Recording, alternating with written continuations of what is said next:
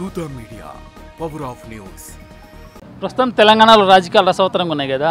So Revanth రెడ్డికి అగెనిస్ట్గా BRS నేతలు చాలా కామెంట్ చేస్తున్నారు. అలాగే కాంగ్రెస్ నేతలు కూడా బీఆర్ఎస్ నేతలను టార్గెట్ చేస్తున్నారు. మరి రాజకీయాలు ఎటువైపు వెళ్తున్నాయి? రాజకీయాలు ఏముంది బ్రో, ఇప్పుడు వాళ్ళ కాంగ్రెస్ గవర్నమెంట్ ఉన్నది. ఆల్రెడీ 16 నెలలు కంప్లీట్ అయిపోయింది. ఒక్క ఇటుక పెట్టలే, ఒక డెవలప్మెంట్ ప్రోగ్రామ్ లేదు. 420 హామీలు ఇచ్చిండు, 420 హామీలు.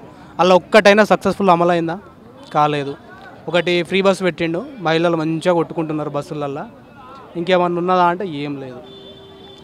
కేసీఆర్ గారి మీద ఇష్టం వచ్చినట్టు మాటలు మాట్లాడడము, ఏ మీటింగ్ పెట్టినా కేసీఆర్ గారిని తిట్టడము, అంతకుమించి వేరే మాట్లాడడానికి రేవంత్ రెడ్డికి ఏమీ లేదు. సో గతంలో బీఆర్ఎస్ ప్రభుత్వం ఉన్నప్పుడు హైదరాబాద్ను డెవలప్ చేశారు కదా, మరి ఈ ప్రభుత్వం ఎందుకు డెవలప్ చేయలేకపోతుంది? గవర్నెన్స్ లేదు, ఓన్లీ డిస్ట్రాక్షన్. హైడ్రా అని చెప్పి చాలామంది పేదల ఇల్లు కూడా పెట్టుకున్నారు. వాళ్ళు ఏదో జాబులు చేసుకుంటూ హైదరాబాద్లో ఈఎంఐలు కట్టుకుంటూ వాళ్ళు ఏదో జీవితం సాగిస్తూ ఉన్నారు. వాళ్ళ ఇల్లులు గులగొట్టి వాళ్ళ జీవితాలు నాశనం చేసిండు.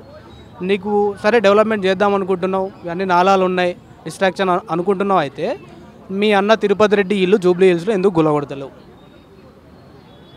రేవంత్ రెడ్డి ఎందుకు గులగొడతలేడు? నువ్వు న్యాయమే చేస్తున్నావు, అందరికీ డెవలప్మెంట్ చేస్తున్నావు అంటున్నావు, హైడ్రా ఒక మంచి ప్రోగ్రామ్ అంటున్నావు. నీ అన్న ఇల్లు ఎందుకు గులగొడతలేడు? కరెక్ట్ కాదు కదా అది. ఫస్ట్ మీ అన్న ఇల్లు గులగొట్టు, తర్వాత సామాన్య జనాల యొక్క ఇళ్లను గులగొట్టడం కరెక్ట్ అని నేను ఆలోచిస్తున్నాను. అంటే కాంగ్రెస్ ప్రభుత్వం బీఆర్ఎస్ నేతలను వరుసగా ఈడీ విచారణకు పిలుస్తుంది కదా. ఈ ఫార్ములా రైజింగ్ కానీ, అలాగే ఈ ఫోన్ ట్యాపింగ్ గురించి కానీ ఇవి జరిగిందంటున్నారు. మరి వాస్తవమే? ఫోన్ ట్యాపింగ్ ఏమున్నది అన్న, లొట్టపీస్ కేసు, అదో ట్యాపింగా? అది ఎవరి దగ్గర ఉంటుంది? పోలీస్ డిపార్ట్మెంట్ దగ్గర ఉంటుంది. ఆ ఇన్ఫర్మేషన్ తీసుకొని ఎవరికి ఇస్తారు? గవర్నమెంట్కి ఇస్తారు, ఏమన్నా జరుగుతుందా లేదా అని చెప్పేసి. వీళ్ళు చేసింది ఏముండదు, అదంతా పోలీస్ డిపార్ట్మెంటే చూసుకోవాలా. ఇప్పుడు రేస్ అంటావు, ఆ రేస్ అనేది ఎక్కడా రేస్ లేని తీసుకొచ్చి కేటీఆర్ గారు మన హైదరాబాద్లో పెట్టి హైదరాబాద్ యొక్క స్థాయిని ఇమేజ్ని పెంచారు. దాన్ని తీసుకొచ్చి దాని మీద నువ్వు అవినీతి జరిగింది, ఎక్కడ జరిగింది అవినీతి? ఆయన ఏం చేసిండు? డైరెక్ట్గా ఇవ్వకుండా జిహెచ్ఎంసీ ద్వారా ట్రాన్స్ఫర్ చేసిండు.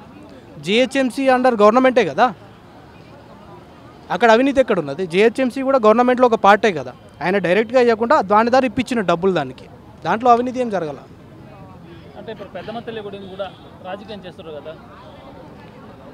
ఇక రాజకీయాలకు అన్నింటినీ వాడుకుంటున్నారు. నా చిల్లర రాజకీయాలు అవుతున్నాయి ఈ రోజులల్లో. చిల్లర ఇష్టం వచ్చినట్టు మాట్లాడడము, వాళ్ళ యొక్క ఉనికిని చాటుకోవడానికి ఇష్టం వచ్చినట్టు మాట్లాడుతున్నారు. అంటే రాబోయే 29లో ప్రజలు ఏ పార్టీ అంటే బీఆర్ఎస్ పార్టీ వైపు కాంగ్రెస్ పార్టీ నిలబడబోతుంది? డెఫినెట్గా కేసీఆర్ గారే రావాలని కోరుకుంటారు జనాలు కూడా. 2029లో పక్కా వచ్చేది మాత్రం CM KCR. For more updates, please subscribe Dutha Media.